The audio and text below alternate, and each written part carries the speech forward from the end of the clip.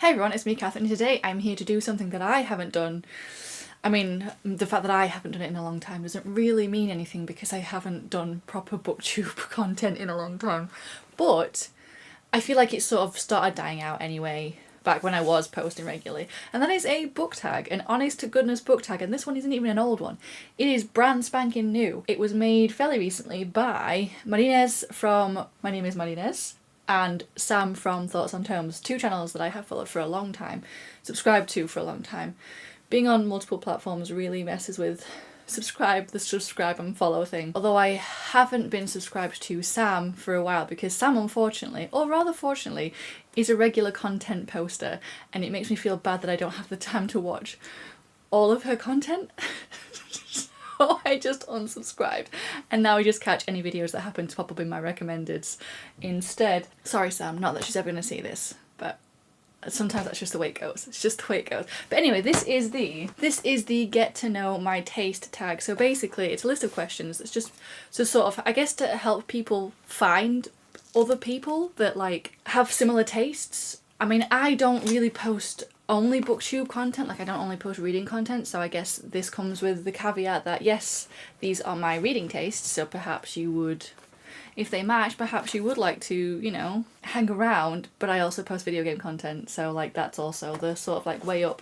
Is it worth seeing all the video game content that I post in your subscription feed? Worth subscribing just for the book taste? But that's neither here nor there. So let's just actually get into the questions. And so the first question is, starting off strong, how do you rate books? So basically give a quick rundown of how you do your star ratings, or if not stars, how do you evaluate books? Now, I have never quite got down a proper system for rating. When I very first started like rating books, using like Goodreads and things, I use Storygraph now, but it's the same thing. Like, I never quite got down a system for how to do it. It was just sort of vibes.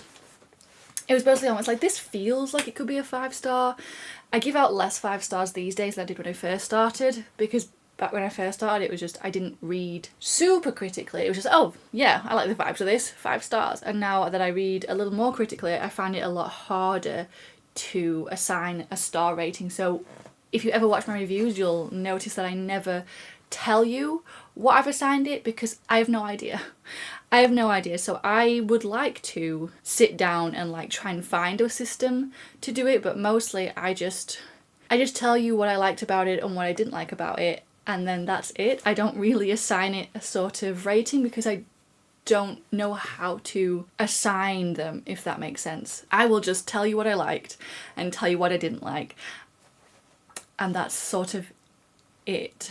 So if I ever leave a star rating on a book, you can't trust it. Do not trust my star ratings, okay? If I enjoyed a book, it will be 3 stars up. If I didn't enjoy a book, it will be less than 3 stars. That's pretty much it. That's all you need to know. If it's above 3 stars, 3 stars or above, I liked that book. If it's less than 3 stars, I did not like that book. That's basically what it amounts to. Hopefully I can work out some system that means more, but right now I have nothing. Okay, how do you approach reviewing books? What's your review style? Are you analytical, emotional, casual, or structural? Now, I'm working on how I review books. Okay?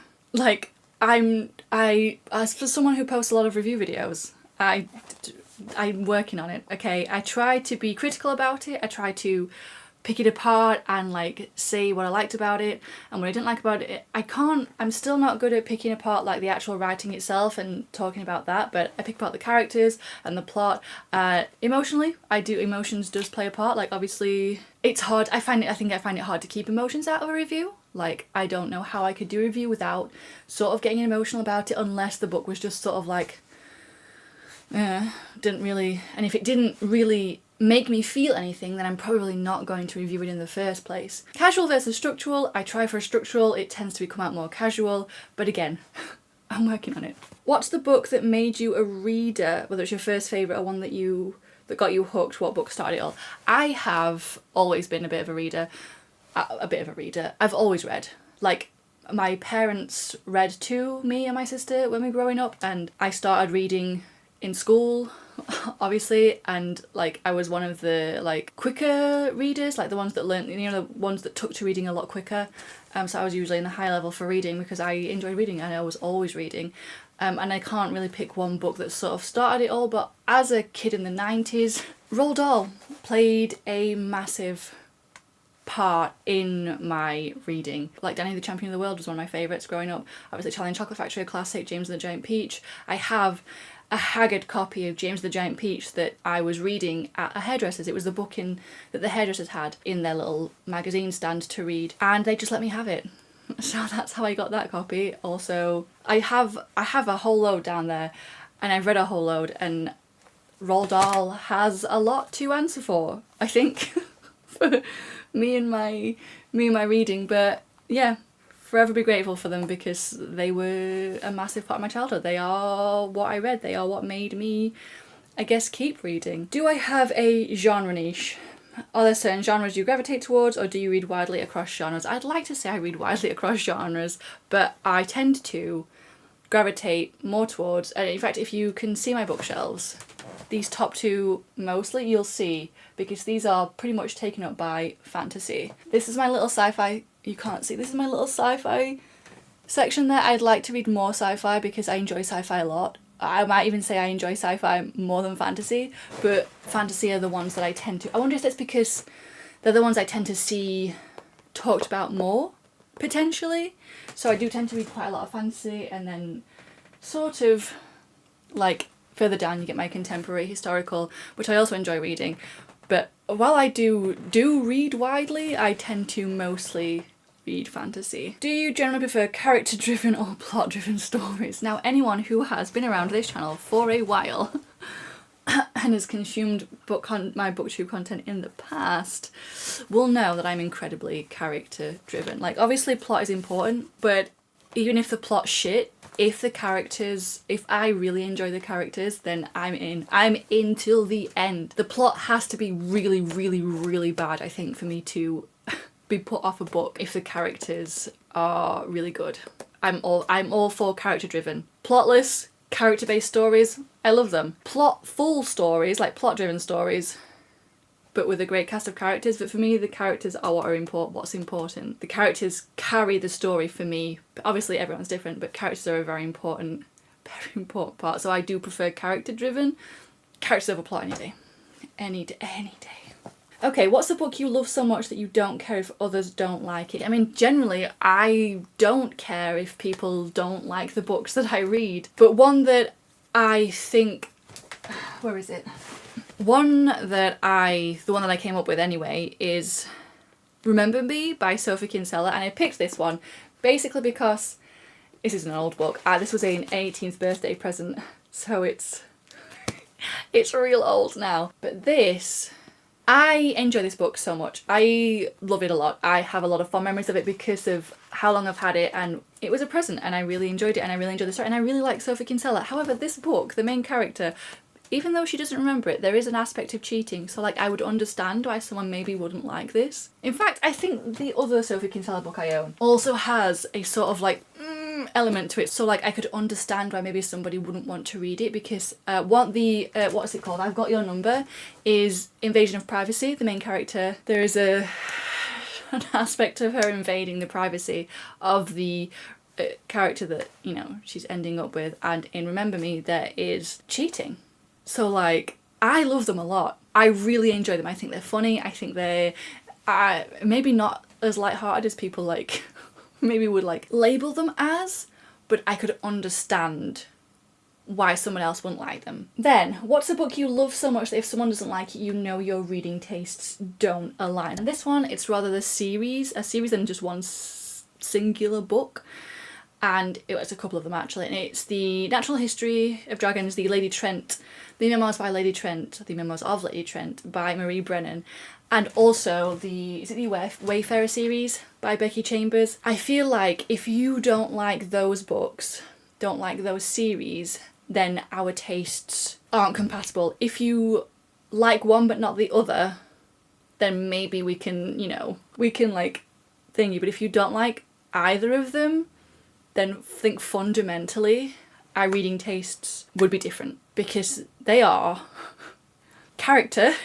very character heavy, Like, obviously there's a little plot, there's obviously there's a story there that's going through, but they are very character driven. There's not a great deal of action. They're not action packed. They're very like, I don't know how, I don't see, this is what I'm working on. I need to work on words, work on eloquence. I don't even know if that's the word I'm wanting. But yeah, like if you don't like those series, I feel like our tastes are not going to align because of the kind of stories they are. If you don't like those, then the things that you enjoy reading and the things that I enjoy reading, like the reasons why we enjoy them, is probably not gonna fit. You know what I mean? You know what I'm saying? I don't really know what I'm saying, so I don't know how you are, but we're getting there. What's in your trash pocket? What books, tropes, or themes that you know are bad but you love them anyway? Okay, for this one, this is like really toxic, trashy, like romance manga. I recently reread a series I started back in uni, recently finished it, read through it again, and it's called Stepping on Roses, and oh boy, it is the drama, it is awful. It's sort of like watching a teen drama, you know what I mean? It's sort of like the OC sort of thing. It's sort of scratches that itch, except it's in manga form, and it's wild and it's great and it's bad, but in a good way. I love it so much. Like, it's ridiculous. I eat that shit up. I eat it up. The absolute insanity of it, the unrealistic events and things that happen and the way that people react and what people are doing, and also the toxicness, like the problematic elements, just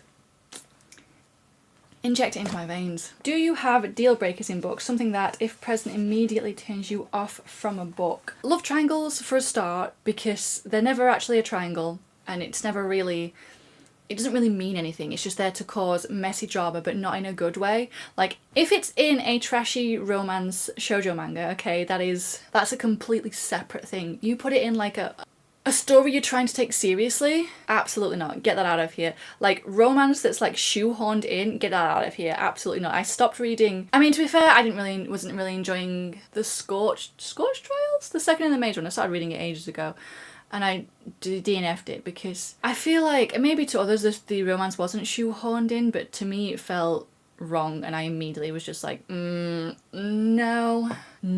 Also, I mean, this isn't real books, this is fanfic, but if it's tagged enemies to lovers, I'm out.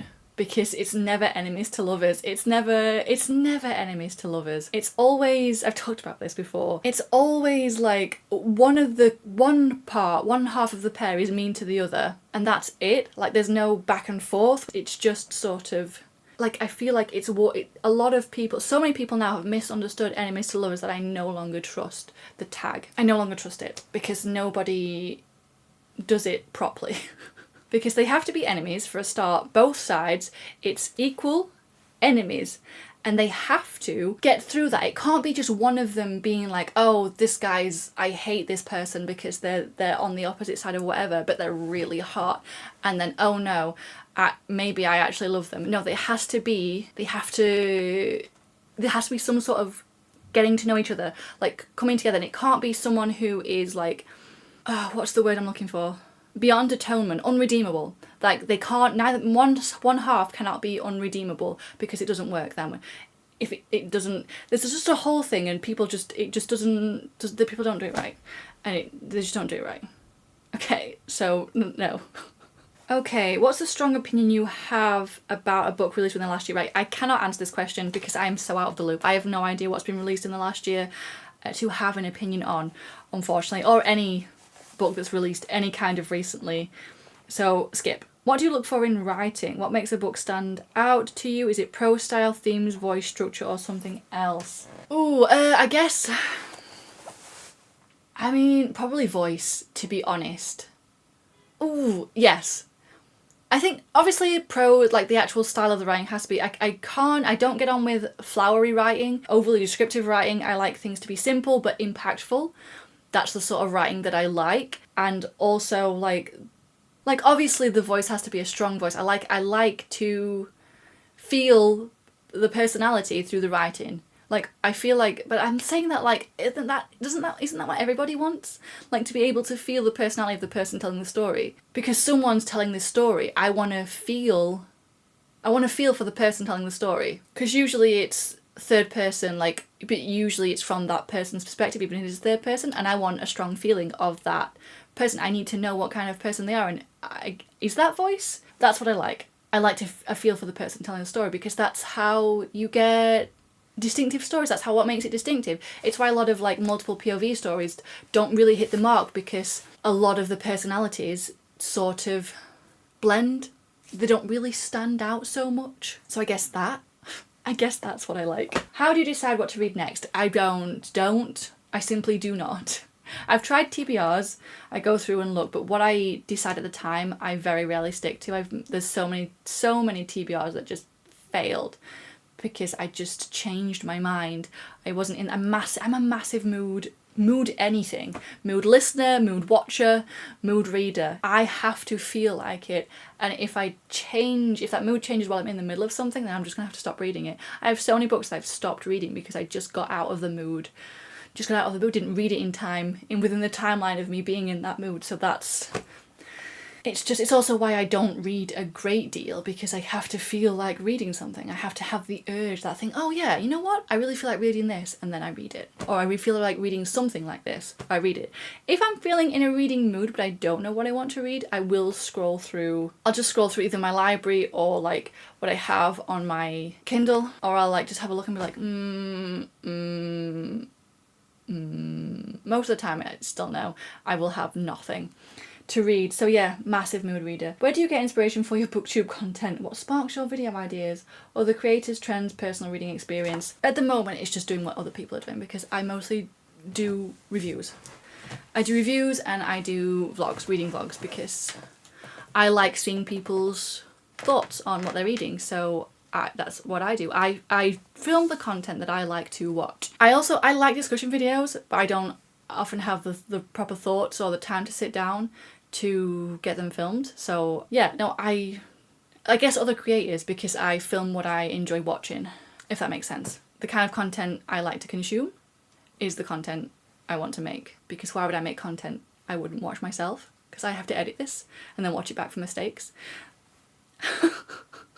Right, if you could make any book go viral right now, what would it be? A book you think deserves more attention? Well, again, I don't think I can answer this question, because I don't know what's getting attention right now. I am so out of the loop, it's not even funny. Yeah, I feel like I can't really properly answer that question. And also, I wouldn't want any book to go viral necessarily, because that also puts that book at risk of it finding people that just it isn't for, and then you get like, it gets shit on for no reason, when really it's just found the wrong audience. So I don't know. But again, I'm really sorry, I'm just so out of the loop. And who are some booktubers with reading tastes similar to yours? Now, listen, again, do you want to hear me say I'm out of the loop one more time? Because like, there's a lot of booktubers I watch because I enjoy watching their content and I enjoy watching their thoughts on books. There is one booktuber, she doesn't make videos anymore.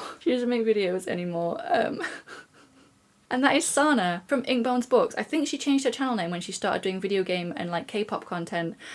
She did separate channels, I know, but I can't remember if she actually changed her main channel's name. But she's the one who I found out. I learned about the natural history of dragons from her. I learned about, I heard about China Miéville from her. I've since only read one China Miéville, but I enjoyed it. Also, I have the first book in the Soul Protectorate series, is that what it's called, by Gail Carriger, because of Sana. So like, she's the only one I can think of right now that I could definitively say that we enjoy the same sort of books. Or we did. Again, unfortunately, she no longer... I don't even know if her channel's still alive. I hope, if it is, go check them out, because she was great. I hope she's doing well, whatever she's doing now. Like, I hope she's doing okay.